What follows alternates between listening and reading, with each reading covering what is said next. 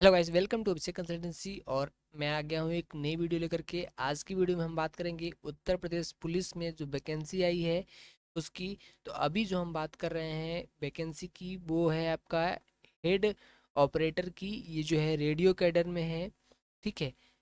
तो और एक पोस्ट इसमें और है, हेड ऑपरेटर और मैकेनिक की। दो पोस्ट पे वैकेंसी निकली है। हालांकि यूपी पुलिस में आज ही तीन वैकेंसियां निकली हैं, लेकिन अभी जो मैं वीडियो बना रहा हूँ ये हेड ऑपरेटर के लिए वैकेंसी का वीडियो बना रहा हूँ, जो आपका रेडियो कैडर में निकली है।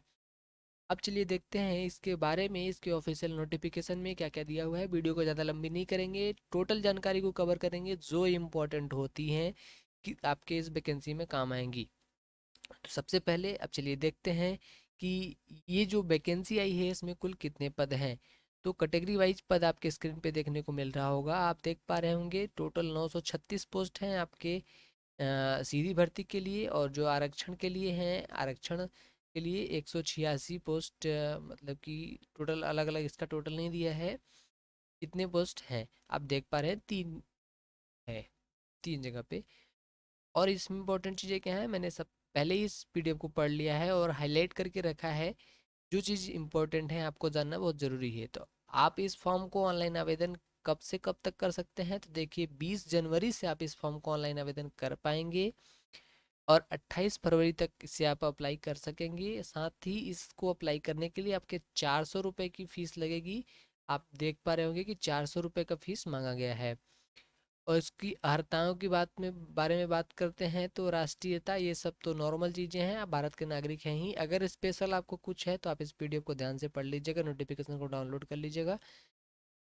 और शैक्षिक अर्हता की बात करें तो आपके पास क्या क्वालिफिकेशन होगी तो आप इस फॉर्म को भर पाएंगे। तो देखिए इसको मैं क्लियरली बहुत ज़्यादा जानना जरूरी है, इसलिए मैं पढ़ के सुना रहा हूँ।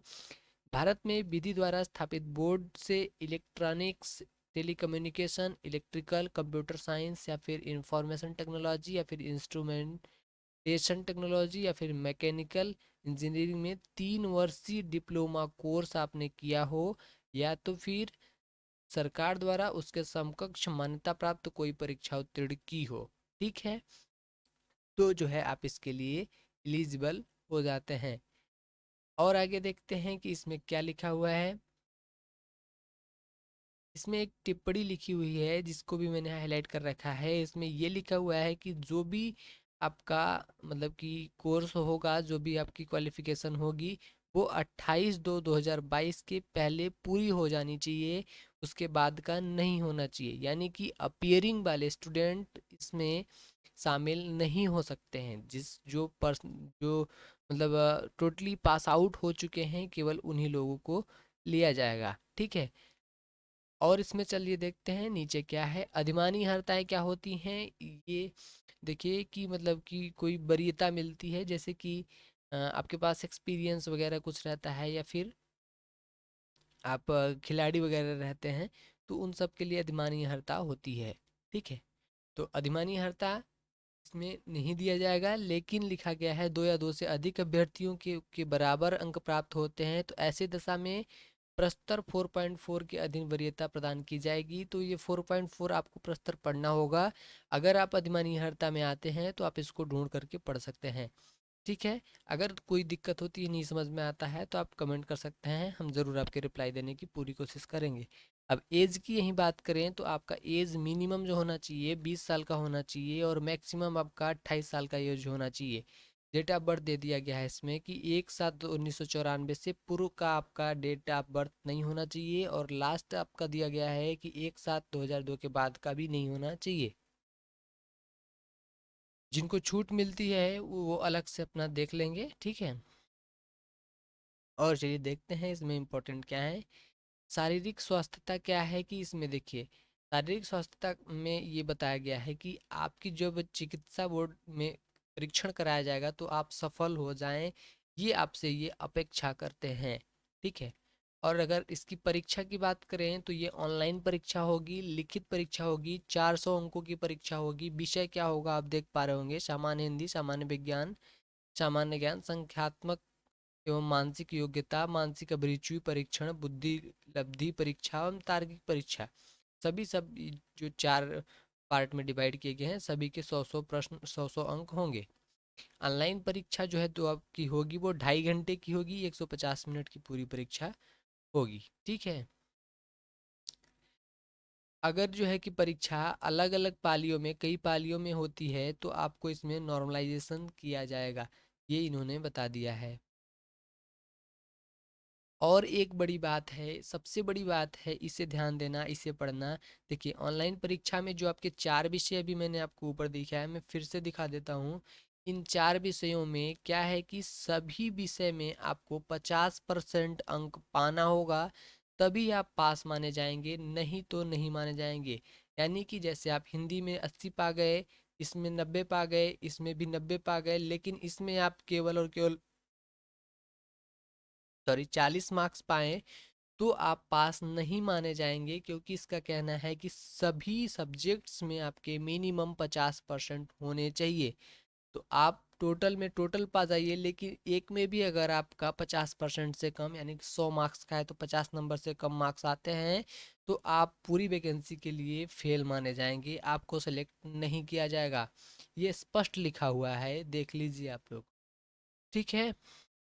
और चलिए देखते हैं इसमें इम्पोर्टेंट चीज़ें क्या हैं।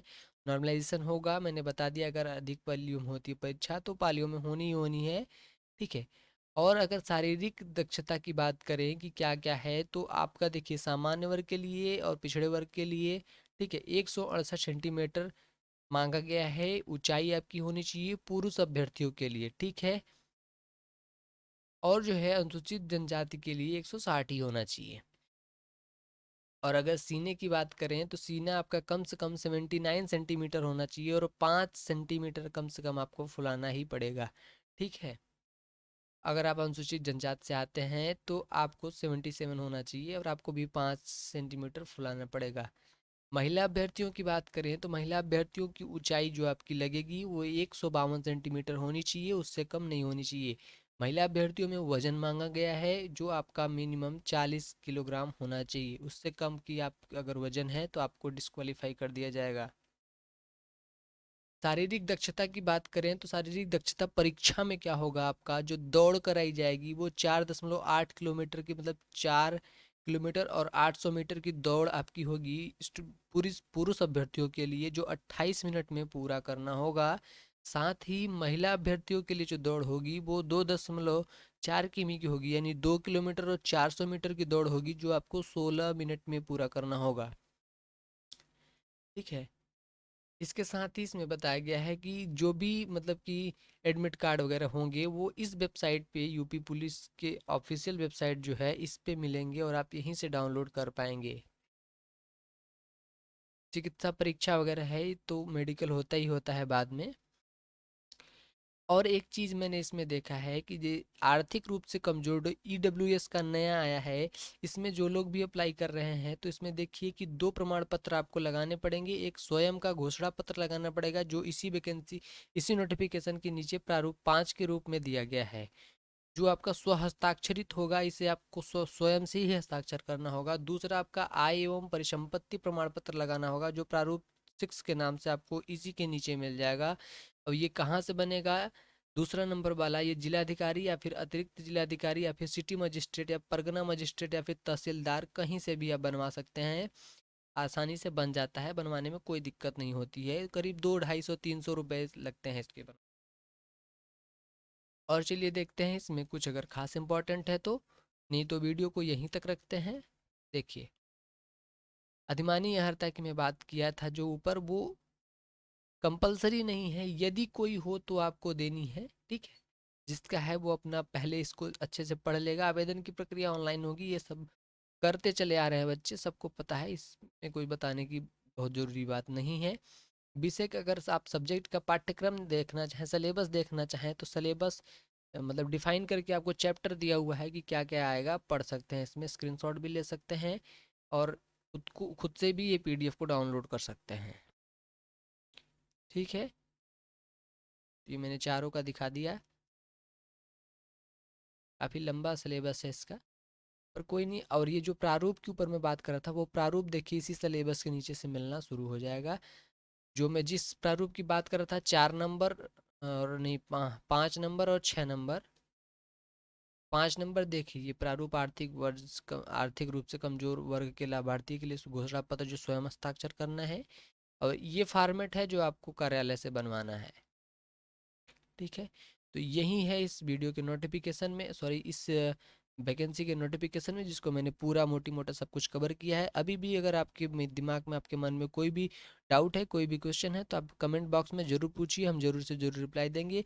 और एक बड़ी बात मैं आपको बताने जा रहा हूँ कि अगर आप या आपके कोई फ्रेंड दोस्त जो यूपी एएनएम की तैयारी कर रहे हैं, जिसकी वैकेंसी 9,000 से ज़्यादा है, यूपी ट्रिपल एससी में निकली है, तो आप लोग को मैं एक सजेस्ट करूंगा बुक जो चक्षु प्रकाशन ने तैयार किया है। काफ़ी बेस्ट बुक है ये, और इससे आप अपनी तैयारी को मजबूत कर सकते हैं। ये प्रैक्टिस सेट है, 25 प्रैक्टिस सेट इसमें दिया गया है।